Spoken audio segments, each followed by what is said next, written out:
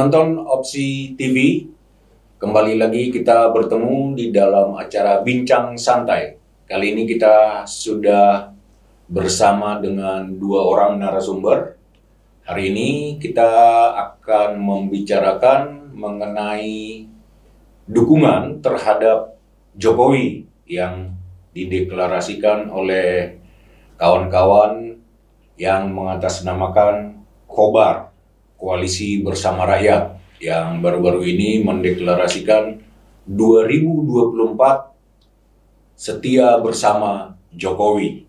Bersama dua narasumber kita, deklarator dari Kobar. Yang pertama adalah Alan Singkali, dan yang kedua Mukhtar Ansori Attijani. Mukhtar Ansori Attijani.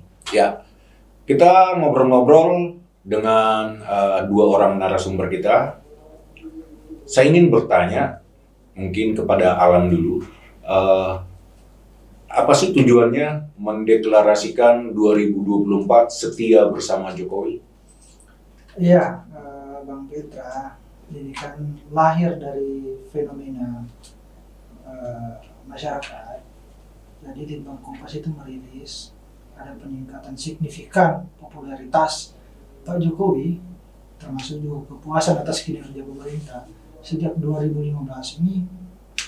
Pada saat-saat ini yang paling tinggi. Nah, jadi dari fenomena itu kita melihat bahwa ada kerinduan, ada keinginan besar dari masyarakat di Indonesia untuk melihat kedepannya ini bangsa ini tetap dipimpin oleh orang-orang yang seperti Pak Jokowi, atau ya Pak Jokowi itu sendiri ya tetap melanjutkan. Ada banyak hal yang sudah dilakukan dan banyak hal yang akan terus dilakukan. Kita lihat dari fenomena masyarakat yang terus-menerus mendukung kerja-kerja Pak Jokowi pada hari ini. Ini sebenarnya mendukung Jokowi sampai 2024 atau meminta agar Jokowi diperpanjang masa jabatannya tuh jadi 3 periode, katakanlah seperti itu, sebenarnya bagaimana ini? Nah, ranah kita itu enggak di situ, Bang Petra. Jadi kalaupun nanti opsinya ada perpanjangan atau apalah itu bukan ranah kami, itu ranahnya MPR. Cuman Kobar ini menyuruhkan kepada para pemangku kepentingan, pengambil kebijakan di Republik ini untuk mendengarkan suara rakyat, mendengarkan aspirasi rakyat. Kalau orang-orang kecil di kampung-kampung, di desa-desa, kelompok margin di kota-kota itu menginginkan Pak Jokowi untuk kembali lagi memimpin bangsa ini, nah, itu harus didengarkan, itu harus jangan diabaikan dengan berbagai macam intrik politik. Ya artinya kita tetap manut ya pada konstitusi, tapi lagi-lagi ada mekanisme yang akan ditempuh ke arah sana, dan itu ranahnya MPR. Makanya kita tekankan MPR, ayolah dengarkan masyarakat, dengarkan dulu, ini ada aspirasi yang perlu didengarkan, dibahas, dibicarakan gitu. Nah ini ke Bang Mukhtar lah. Oke. Jadi menurut Anda apakah memang rakyat masih menghendaki Jokowi lanjut atau gimana? Melihat berbagai hasil survei, Bang Petra, rakyat ini sangat puas dengan kinerja Pak Jokowi 2 tahun terakhir ini. Terlebih pada infrastruktur. Pembangunannya sungguh luar biasa, bukan Jawa sentris, tetapi betul-betul Pak Jokowi ini melakukan pembangunan infrastruktur ini Indonesia sentris. Itu yang pertama. Nah, yang kedua, bahwa kita Koalisi Bersama Rakyat memiliki tagline 2024 setia bersama Jokowi, dan kami Kobar siap menampung aspirasi, menyuarakan aspirasi, apa yang menjadi keinginan dari masyarakat di bawah, ya akar rumput, begitu. Jadi saya rasa tadi saya sependapat dengan Bung Alan Singkali yang juga merupakan salah satu deklarator di Kobar ini, bahwa ini sudah harus para para pemangku kebijakan ini, dalam hal ini MPR, DPR, mendengarlah apa yang menjadi aspirasi masyarakat di arus bawah ini. Bahwa dengan kepuasan tadi terhadap kinerja Jokowi, lembaga survei ini yang bicara. Tentunya mereka ini, konteksnya lembaga survei ini pasti by data. Tidak asal mereka mempublish hasil surveinya. Kalau tidak salah, lembaga survei itu mempunyai tagline, boleh salah tapi tidak boleh bohong.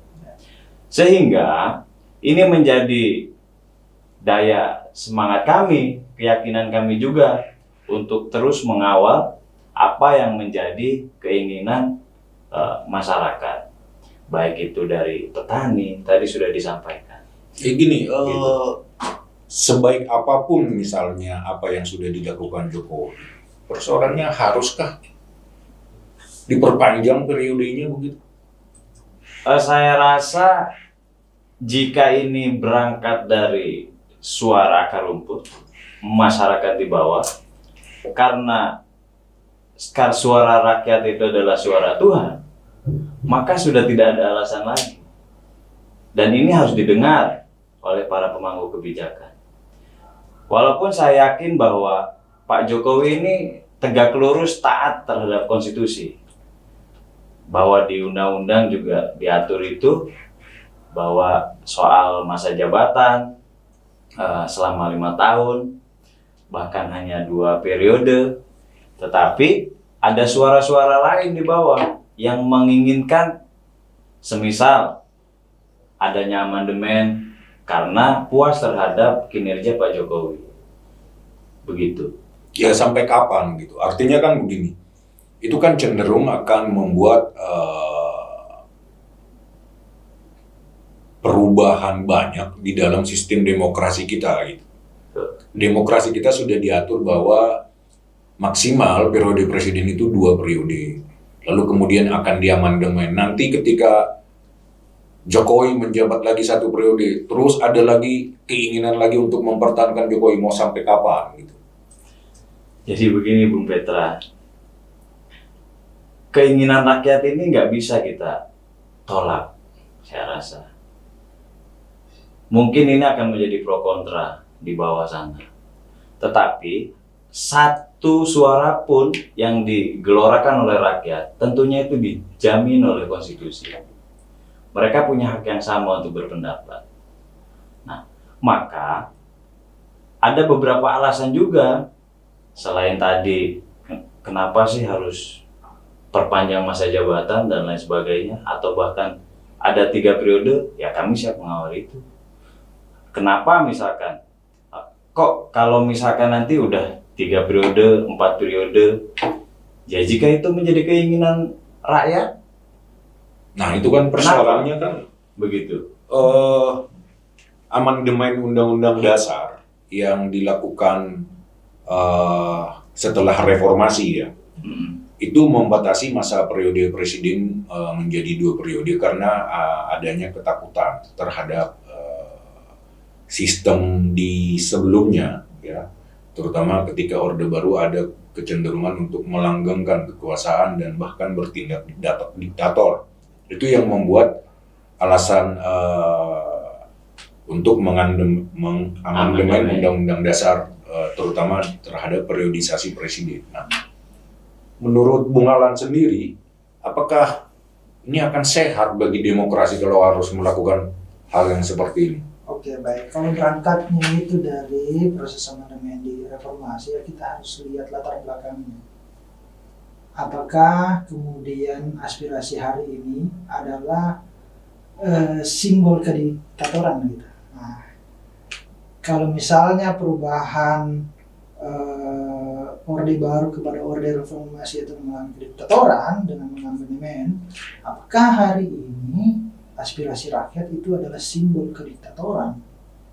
Jelas tidak, bahwa aspirasi itu lahir dari proses-proses demokrasi yang sudah masuk menghujam ke dalam hati sanubari rakyat, bahwa mereka melihat bahwa mungkin hari ini proses distribusi kepemimpinan belum ada yang seperti Pak Jokowi. belum ada yang mampu menenangkan hati rakyat dengan pembangunan yang luar biasa di mana-mana seperti Pak Jokowi. Benar nggak? Belum ada yang seperti Pak Jokowi ini. Loh, data survei membuktikan itu. Kepuasan di Bank Kompas bilang 73,9%, kepuasan paling tinggi di tahun ini sejak 2015. Selain itu Indopol bilang 72,93% Jokowi paling sukses menjaga toleransi beragama. Kemudian selain itu indikator politik, indikator politik itu ngomong 70% juga. Ada Trust Indonesia, dia ngomong hampir sama. Ya, tapi itu kan memang harus diakui dari survei yang dilakukan lembaga-lembaga tersebut memang cukup tinggi tingkat kepuasan terhadap Jokowi. Tapi kan bisa jadi pengganti Jokowi nantinya tingkat kepuasannya mungkin jauh lebih tinggi lagi. Ya. Maksud saya apakah memang tidak ada yang lagi sosok di luar Jokowi yang bisa memimpin Indonesia ini? Kenapa harus Jokowi gitu? Ya. Artinya kalau Bang Petra atau landasan berpikir kita adalah asas demokrasi, mendengar suara hati rakyat itu juga adalah bagian yang menjadi dasar utama ya, indikator utama dalam melihat apakah negara ini pro demokrasi atau sudah menjalankan asas demokrasi dengan baik. Oleh karena itu ya mari kita kembalikan kepada rakyat dan kepada MPR sebagai wakil-wakil rakyat. Tapi banyak yang juga yang tidak setuju untuk perpanjangan masa jabatan Jokowi ini karena melihat ini tidak sehat ke depan. Nah, menurut Anda gimana? Tidak sehat itu dalam kacamata politik atau keberlangsungan kesejahteraan? Dalam kacamata demokrasi. Oh, demokrasi.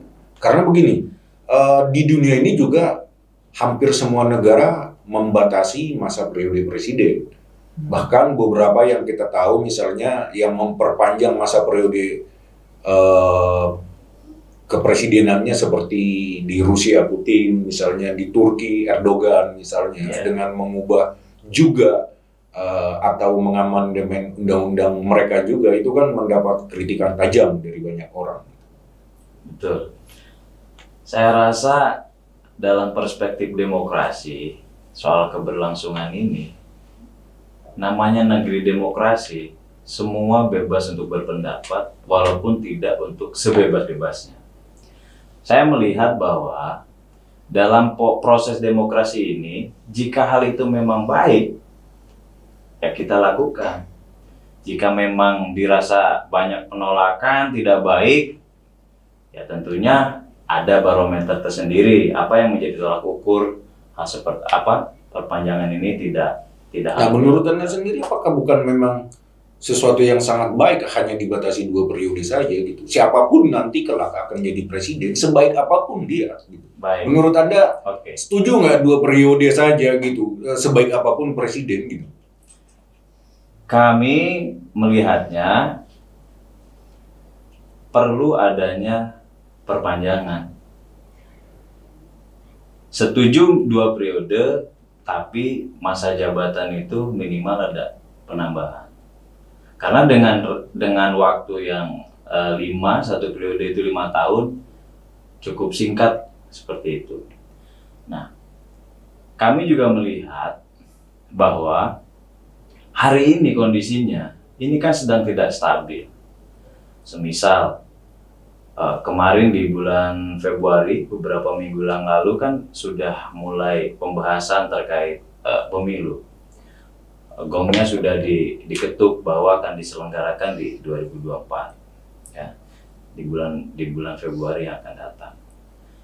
Nah, kami melihat dengan adanya kondisi yang ada pandemi, hari ini kita secara ekonomi harus yang pelaku usaha baik mikro maupun makro harus betul-betul menggenjot dan mereka jatuh bangun terhadap bagaimana mempertahankan perekonomian bangsa ini sebagai sumbangsi terbesar, ini kan terseok-seok, Bung Petra.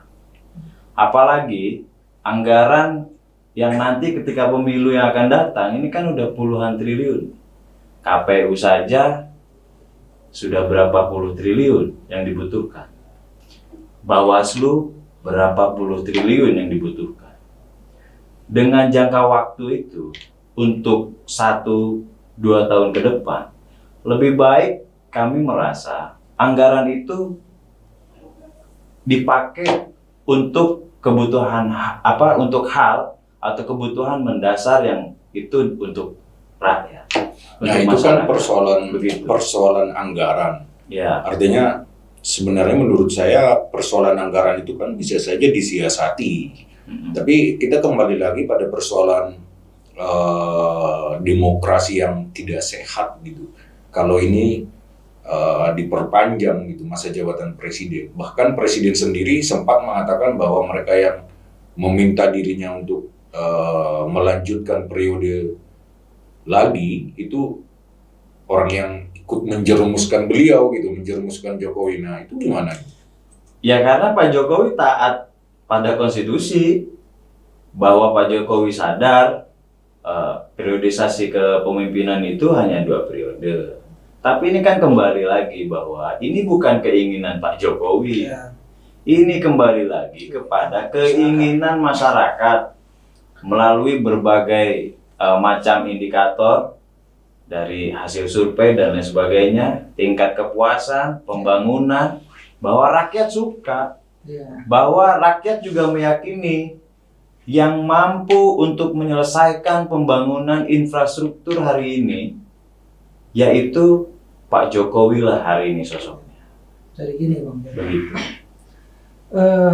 Kalaupun nanti misalnya disetujui oleh MPR terkait penambahan masa jabatan, itu bukan berarti tidak terbatas.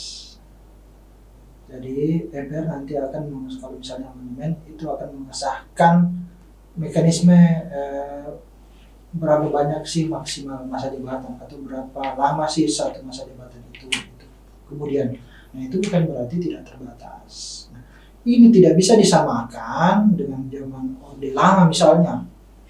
Presiden Soekarno itu diketuk palu sebagai mandataris MPR seumur hidup presiden, itu tidak bisa disamakan. Itu proses politik yang terjadi. Sedangkan ini adalah proses demokrasi dari menyerap aspirasi rakyat. Indikatornya jelas.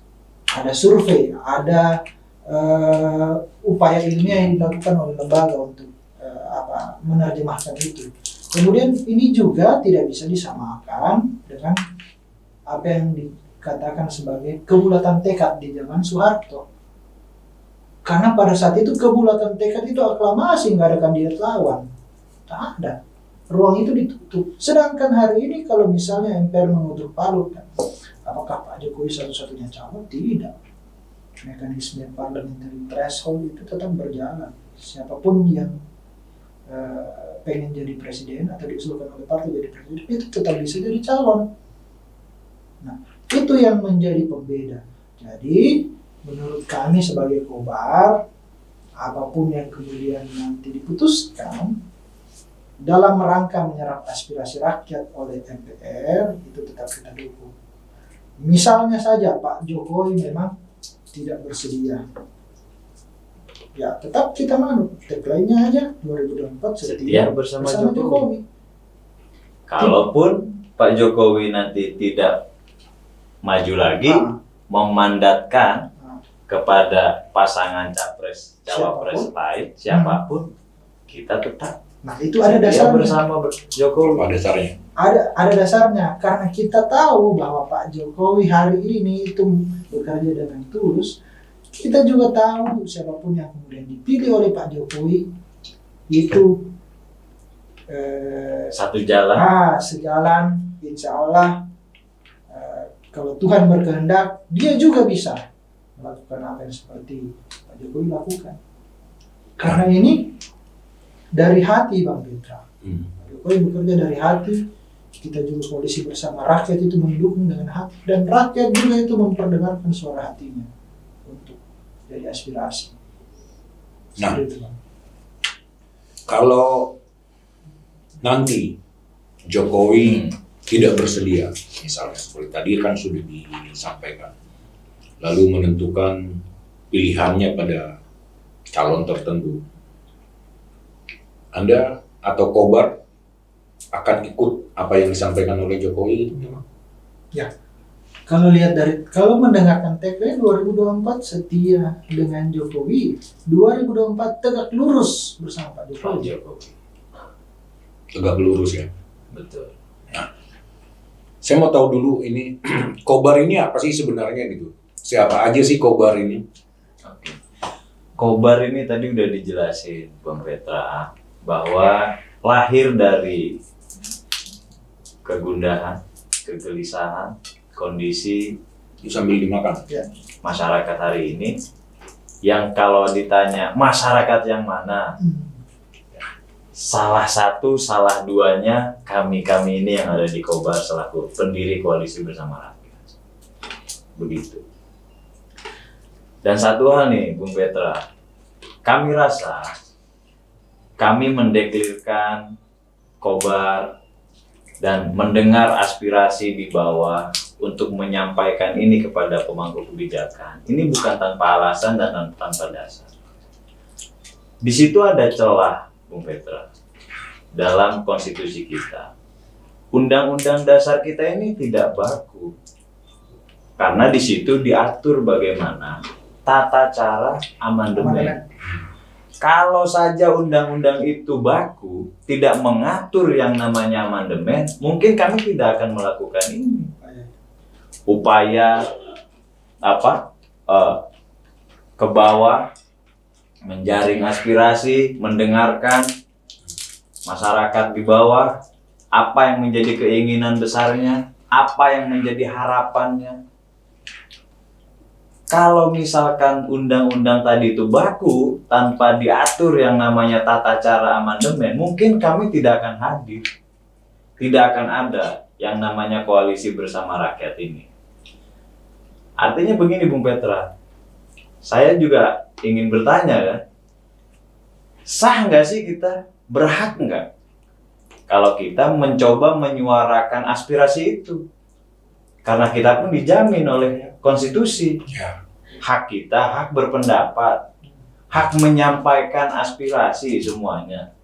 Bahkan hak berkeinginan untuk coba dong para pemangku kebijakan dalam hari ini MPR, ayo dong, ini ada aspirasi dari masyarakat untuk coba amandemen.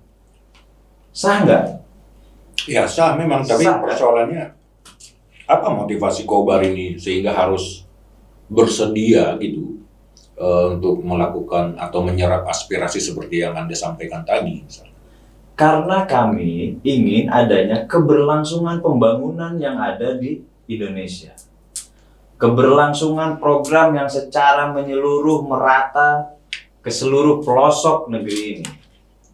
Jika dalam fase 10 tahun pergantian ini belum selesai semua program-programnya misalkan, maka pasti banyak hal yang itu saya rasa tidak akan tercapai apa yang diinginkan oleh masyarakat. Dan hari ini masyarakat percaya bahwa hanya Pak Jokowi yang Kobar ini mampu berapa, menyelesaikan. siapa aja, artinya maksud saya siapa aja yang bergabung di Kobar ini, dari mana saja, dan udah di mana aja ada Kobar gitu. Kami kebetulan ada 9 orang. Ada saya dari Banten, ada sahabat saya Muhammad Syarif Hidayatullah dari Sulawesi, dari Makassar. Ada juga sahabat saya Sahat, itu dari Sumatera. Ada Bung Sahdan dari NTB, ada Bung Alan, ada juga Bung Sahut, ya. Nah, itu ada juga Bung Alex Alex dari Papua. dari Papua, Jadi kita bukan dari hanya satu provinsi atau satu wilayah. Kita sudah keterwakilan dari beberapa pulau. Walaupun ya kami tidak mengatasnamakan bahwa kami perwakilan dari, tidak. Kami sadar diri, sadar betul bahwa kami adalah bagian dari masyarakat karena kami juga rakyat masyarakat, sehingga memiliki kepedulian itu untuk bersama duduk bareng menggagas sebuah komunitas ya yang disebut dengan koalisi bersama rakyat. Untuk apa? Memperjuangkan aspirasi masyarakat, memperjuangkan apa yang dicita-citakan oleh masyarakat, memperjuangkan apa yang menjadi kebutuhan masyarakat. Begitu. Kita akan coba salurkan melalui Kobar ini. Kita akan teriak sekencang-kencangnya. Kita akan konsolidasikan sekuat-kuatnya agar kita mampu bersama-sama mencapai semua cita-cita itu. Dan kami juga di Kobar melihat bahwa hari ini kembali lagi ketulusan dan cara kerja Pak Jokowi ini sungguh luar biasa. Beliau bekerja dari hati. Bahwa pembangunan nggak Jawa sentris, pembangunannya Indonesia sentris. Nah, tujuan akhirnya nanti apa gitu? Tujuan akhirnya atau tujuan utama dari Kobar ini apa? Dalam arti apakah kemudian harus ada amandemen atau bagaimana gitu? Silakan Bung Alan. Nah, dasarnya kan kembali lagi ada tanggung jawab nasionalisme, tanggung jawab kebangsaan dari anak-anak muda, karena sebagian besar semuanya ya, semua deklaratornya anak muda. Jadi kita berkaca dari peristiwa masa lampau berdirinya negara ini, itu anak-anak muda nih yang memulai dan menyelesaikan revolusi itu, Bang Petra. Oleh karena itu kehadiran kami itu juga tanggung jawab historis, tanggung jawab nasionalisme. Kita melihat bahwa hari ini 10 tahun, ini mau 10 tahun ya, ini sudah 7 tahun, 8 tahun ini.